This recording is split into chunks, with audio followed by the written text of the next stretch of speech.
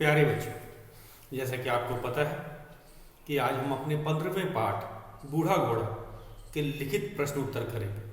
तो आप अपनी नोटबुक निकाल लीजिए और आज हम इस अपने लिखित प्रश्नों को लिखेंगे और याद करेंगे। तो सब साथ साथ करेंगे। तो आप फटाफट अपनी नोटबुक निकाल लीजिए। हमारा पहला जो लिखित प्रश्न है, बूढ़ा घोड़ा रस्सी क्यों खा गया। हमें कारण पूछा है। जब क्यों आया है तो हमें कारण पूछा गया है। तो प्रश्न है बूढ़ा घोड़ा रस्सी क्यों खा गया। तो यहाँ पे क्यों जो है वो हमें कारण बताना है, रस्सी खाने का कारण। और हमें पता है कि जो घोड़ा है वो बूढ़ा था और भूखा था। उसके मालिक ने उसे घर से बाहर निकाल दिया था। उसके खाने पीने का कोई इंतज़ाम नहीं था। वो सड़कों पर भटका करता था। उसे जो भी कुछ मिल जाता था वो खा लेता था। जैसे लोग सड़ी गली सब्जियां फेंक देते थे तो वो खा लेता था। उसे बहुत भूख लगी थी। तो एक पहला कारण था कि घोड़ा भूखा था, और दूसरा कारण कि जिस रस्सी की बात की गई वो रस्सी घास की बनी थी। और हमें पता ही है कि जो घोड़ा है वो घास खाता है। तो भूखा घोड़ा उसने ये भी नहीं देखा कि ये घास की रस्सी है और वो रस्सी को खा गया। तो कारण ये था, दो कारण थे हम कहेंगे। घोड़ा भूखा था और रस्सी जो थी वो घास की बनी थी, इसलिए वह रस्सी को खा गया। तो ये हमारा लिखित का पहला क है। क भाग है तो हम इसे लिखते हैं। तो नोटबुक निकाल लीजिए। लिखित प्रश्न हम कर रहे हैं।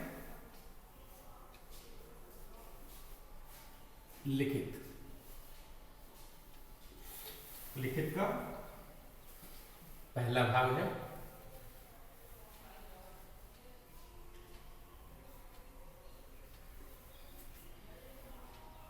निम्नलिखित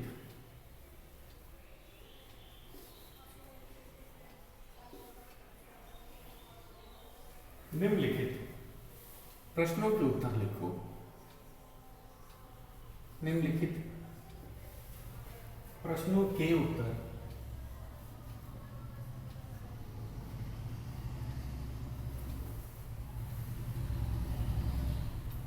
लिखो।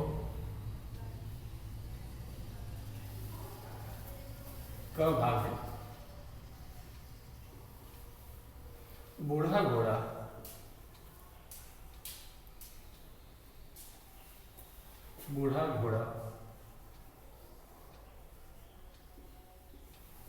रस्सी क्यों खा गया।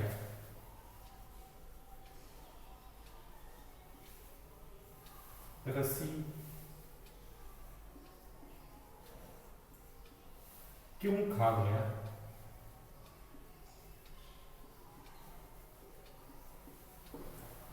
तो जैसा कि मैंने आपको बताया था, दो कारण थे। पहला कि घोड़ा भूखा था, उसे भूख लगी थी, और रस्सी थी घास की बनी, इसलिए वह रस्सी को खा गया। यही हम दो कारण लिखेंगे और इसमें हमें कारण ही पूछा है। तो लिखेंगे बूढ़ा घोड़ा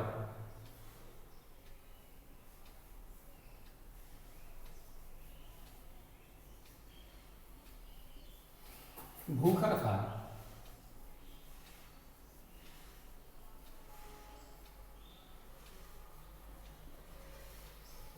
तथा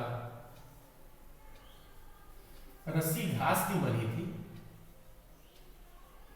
रस्सी घास की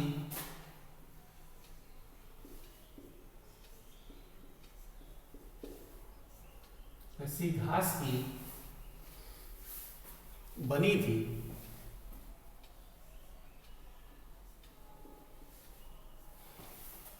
घास की बनी थी, इसलिए घोड़ा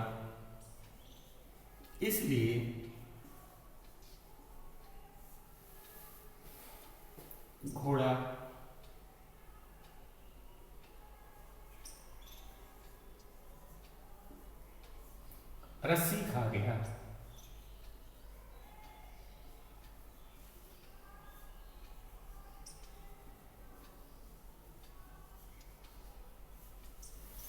ये हमारा पहला प्रश्न है। का हमने उत्तर लिख दिया। अब हम अपने दूसरे प्रश्न की तरफ बढ़ते हैं। हमारा दूसरा प्रश्न है, एंटीनेटो का सिर शर्म से क्यों झुक गया। तो पहले चलते हैं, ये कहाँ की घटना है। जब राजा को पता चला कि जो घोड़े का मालिक एक बहुत अमीर व्यक्ति है, इसका नाम एंटीनेटो है, तो राजा ने उसे बुला भेजा। और एंटीनेटो से जब पूछा गया कि आपने अपने घोड़े को क्यों घर से बाहर निकाल दिया, तो उसने एक बहुत गलत जवाब दिया था कि ये घोड़ा बूढ़ा हो गया है, अब मेरे किसी काम का नहीं है, मैं इसे रखकर क्या करूँगा। तो ये बात सुनते ही राजा को बड़ा क्रोध आ गया,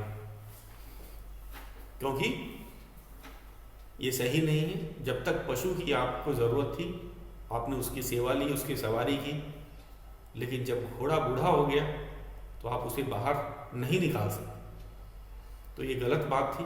राजा को क्रोध भी आया था, लेकिन उसने शांत रहकर ही उसको कहा कि कल तुम, उदाहरण दे के कहा, कल तुम जब बूढ़े हो जाओगे और तुम्हारे जो बच्चे, बाल बच्चे अगर तुम्हें घर से बाहर निकाल देंगे तो तुम्हें कैसा लगेगा। ये सुनते ही एंटीनेटो को समझ आ गई कि ये उसने सही काम नहीं किया है, उसने अपने घोड़े को घर से बाहर निकालकर एक गलत काम किया है, और उसे अपने किए पर वह शर्मिंदा भी था, और शर्म के कारण उसकी जो गर्दन है, या सर हम कहेंगे, सर शर्म के कारण झुक गया था। तो व्यक्ति को जब अपनी गलती का एहसास होता है तो उसे शर्म आती है, और एंटीनेटो को भी यही अपनी गलती का एहसास हुआ, तो वो शर्म से उसका सर झुक गया। तो यही बताना है, एंटीनेटो का सिर शर्म से क्यों झुक गया, क्योंकि उसे अपने राजा के याद दिलाने पर उसे अपनी गलती का पता चला, और इस कारण से वह शर्मिंदा हुआ, या हम ये भी कह सकते हैं कि उसका सर शर्म से झुक गया। तो कारण यही था, कारण ही पूछा गया है। जब भी क्यों आता है तो हमें कारण बताना होता है।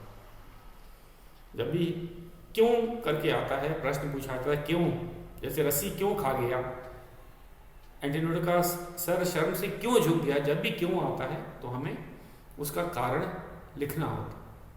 तो चलते हैं, करते हैं अपना ख प्रश्न। इसे साथ साथ नोट करते जाइए। ख है एंटीनेटो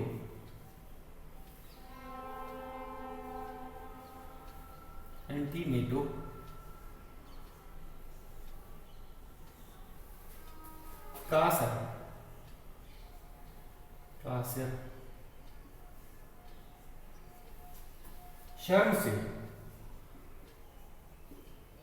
शर्म से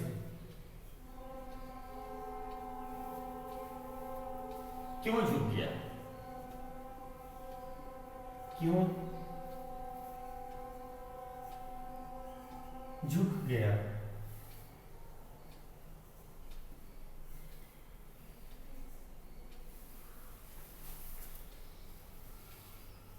एंटीनेटो का सर शर्म से क्यों झुक गया, हम इसका उत्तर लिखते हैं।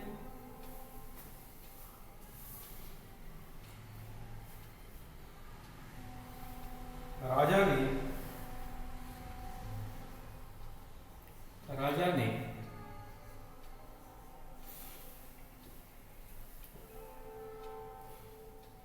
घोड़े को घर से निकालने की गलती की। घोड़े को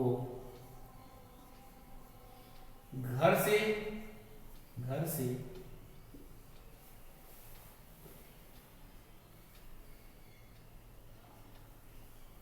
निकालने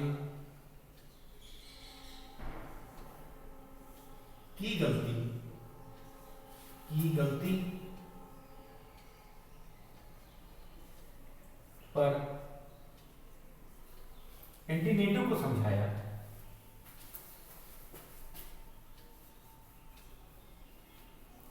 एंटीनेटो को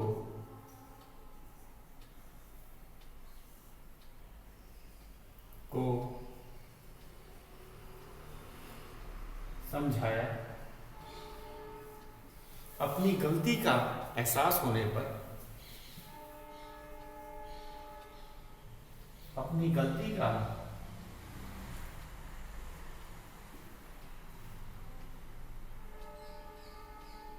अपनी गलती का पता चलने पर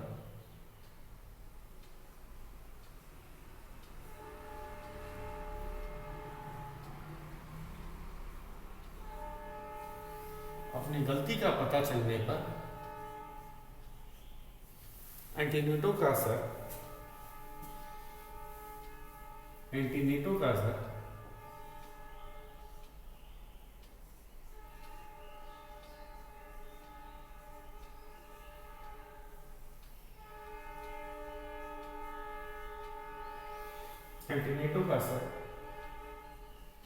सिर्फ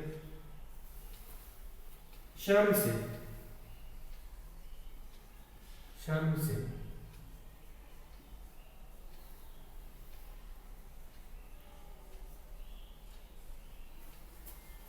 झुक गया। तो ये था हमारा उत्तर। एक बार फिर से इसे देख लेते हैं, दोहरा लेते हैं। बहुत ही आसान था और इसे आपने नोट भी कर लिया होगा। तो हमारा जो पहला लिखित प्रश्न है, बूढ़ा घोड़ा रस्सी क्यों खा गया, तो हमने कारण बताया, बूढ़ा घोड़ा भूखा था तथा रस्सी घास की बनी, मैंने 2 बार बनी लिखा है, इसको मिटा देते हैं। तो रस्सी घास की बनी थी। फिर से एक बार देखो, घोड़ा बूढ़ा था, बूढ़ा घोड़ा भूखा था तथा रस्सी घास की बनी थी, इसलिए घोड़ा रस्सी खा गया।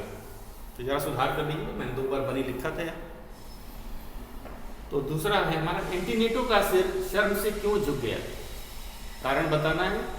राजा ने घोड़े को घर से निकलने की गलती पर एंटीनेटो को समझाया। अपनी गलती का पता चलने पर एंटीनेटो का सिर शर्म से झुक गया। तो राजा ने उसको गलती का एहसास करवाया था।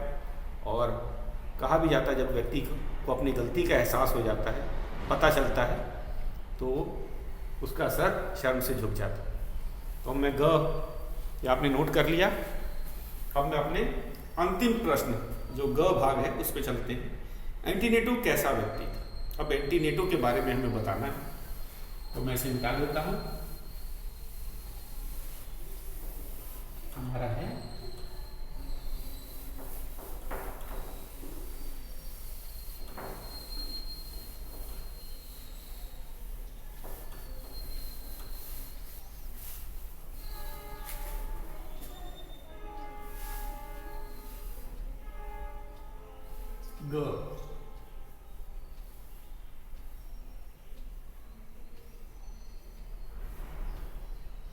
एंटीनेटो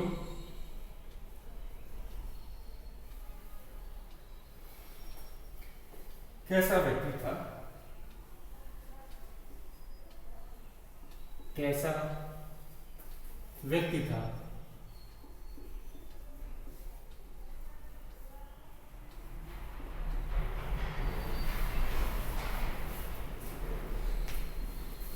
तो हमें एंटीनेटो के स्वभाव के बारे में बताना है। इस पाठ में हमने देखा है, वह धनी तो था, लेकिन वो हम कहेंगे मतलबी था। उसने अपने काम निकल जाने के बाद अपने प्यारे घोड़े को, जिसे वो बहुत देखभाल करता था, जब वह जवान था, जब वो उसको सैर कराने ले जाता था, तब तो एंटीनेटो ने बड़ा ध्यान दिया। लेकिन जब घोड़ा बूढ़ा हो गया, जब वह कमज़ोर हो गया, जब वो उसे घुमा नहीं सकता था, तो उसे उसका दाना पानी भी अखरने लगा। मतलब उसे घोड़े पे पैसा खर्च करना भी खराब लगता था। और उसने एक दिन अपने घोड़े को घर से खदेड़ दिया था, हमने ये पढ़ा भी था। तो ऐसे व्यक्ति को हम कहेंगे स्वार्थी। स्वार्थी किसे कहा जाता है, जो केवल अपने फायदे के बारे में सोचता है, अपने स्वार्थ के बारे में सोचता है और काम। तो ये हम कहेंगे कि उसके व्यवहार के बारे में हमें क्या पता चला कि वो एक धनी तो था ही, लेकिन वह स्वार्थी था। काम निकल जाने के बाद उसने अपने घोड़े को घर से बाहर निकाल दिया था।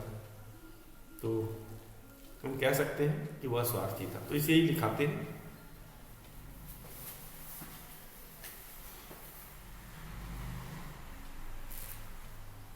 एंटीनेटो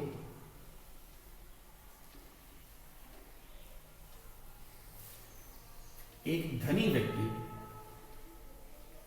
धनी जिसके पास बहुत धन हो उसे धनी कहा जाता है। एंटीनेटो एक धनी व्यक्ति था, धनी व्यक्ति था,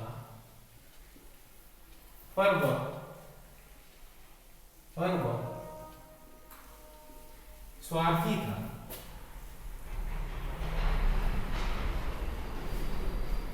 पर वह स्वार्थी, जो अपने बारे में ही सोचे उसे स्वार्थी कहा जाता है। वह स्वार्थी था क्योंकि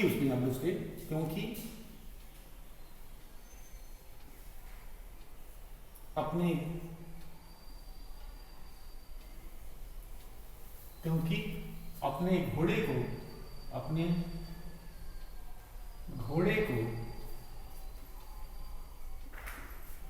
को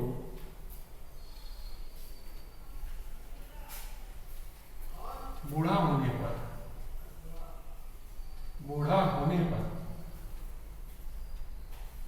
पर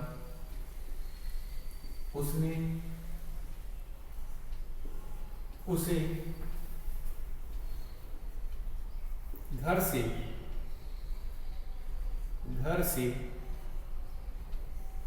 निकाल दिया था।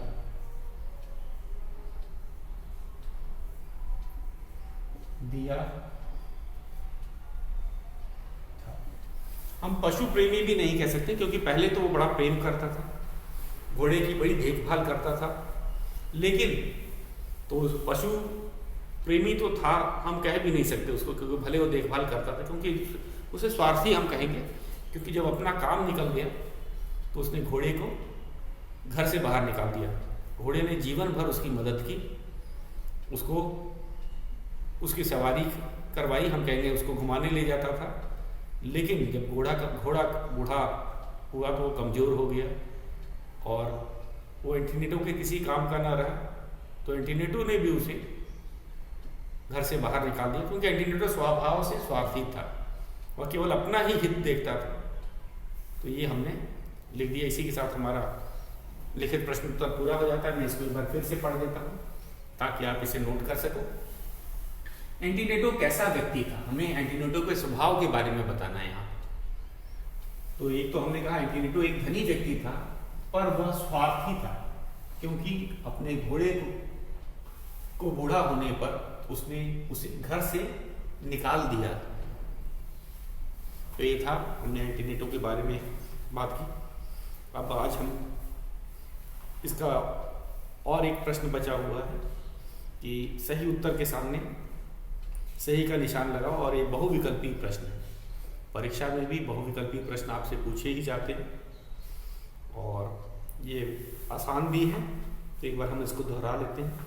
कौन कौन सा है? हमारा पहला है, एंटीनेटो के पास कौन सा घोड़ा था? तो चीनी। तो ये चीनी का मतलब क्या होता है? चीन देश से। तो घोड़ों की जो होती, हम कहेंगे नस्ल जो होती है, वो देश के हिसाब से रखी जाती है। जैसे तुर्की, ये टर्की जो देश है उसी से, और जो वहाँ के जो घोड़े होते हैं उनको तुर्की के घोड़े कहे जाते हैं। अरब जो है, अरेबियन कंट्रीज आपको पता है, ये पश्चिमी एशिया के देश होते हैं। तो वहाँ से अगर जो घोड़े आते हैं उनको अरबी कहा जाता है। चीनी, चीन से आने वाले घोड़ों को चीनी कहा जाता है। तो घोड़ों की 3 नस्लों के बारे में बताया गया है इसमें। चीनी, चीन के घोड़े थे, चीन या अरबी थे, अरब देश के, या फिर तुर्की। तो चीनी घोड़े की ऊंचाई कम होती है, अरबी घोड़े होते हैं लंबे चौड़े और देखने में भी बहुत सुंदर लगते हैं। और हमारे पाठ में भी बताया गया था कि एंटीनेटो का घोड़ा अरबी था। तो ये हमारा सही विकल्प क्या है? अरबी। तो इसी तरह हम अपने बहुविकल्पी प्रश्नों को करेंगे। आज के लिए तो इतना ही है। तो आज का आपका गृह कार्य क्या है? आपको एक जो लिखित प्रश्न उत्तर मैंने करवाए हैं उनको लिख करके याद करना है। तो आज के लिए इतना ही, शेष हम कल करेंगे।